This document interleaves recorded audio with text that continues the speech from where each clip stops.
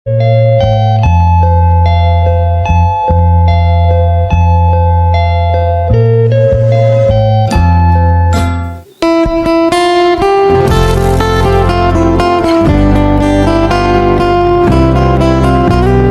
warga SK Abu Bakar ingin mengucapkan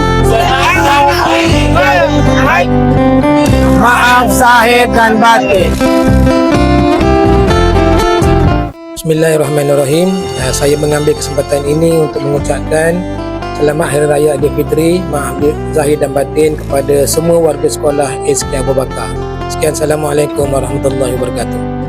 Assalamualaikum warahmatullahi wabarakatuh. Saya Cikgu Fairul ingin mengucapkan selamat Hari Raya, maaf zahir batin buat semua warga SK Abu Bakar yang mana balik kampung, hati-hati di jalan raya. Terima kasih. Selamat Hari Raya Aidilfitri, maaf zahir batin. Bye-bye. Selamat Hari Raya Aidilfitri, maaf zahir dan batin. Okay, saya ucapkan selamat Hari Raya Aidilfitri, maaf zahir dan batin, dan saya nasihatkan pada mereka yang ingin balik kampung pada minggu hadapan agar berhati-hati jalan raya. Assalamualaikum warahmatullahi wabarakatuh. Saya Ustaz Tarabi dan saya Ustaz Hashim. kami mengucapkan Selamat Hari Raya Aidilfitri, maaf zahir dan batin pada semua warga SK Abu Bakar. Baik Raya. Assalamualaikum.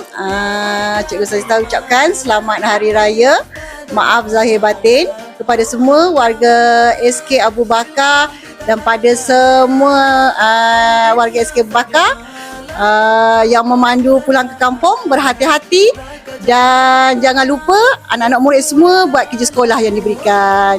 Terima kasih. 大家好，我是马老师，我要祝大家开斋节快乐，万事如意。你别知道就往边跑啊。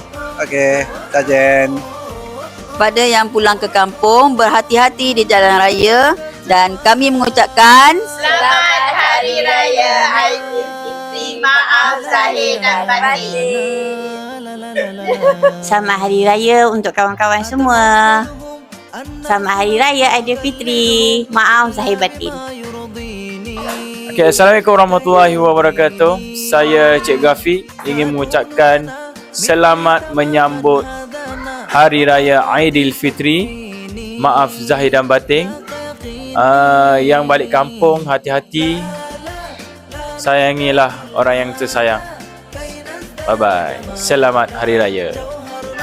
Saya Zul Fadli ingin mengucapkan selamat Hari Raya kepada semua warga SK Abu Bakar dan pulang ke kampung berhati-hati di jalan raya.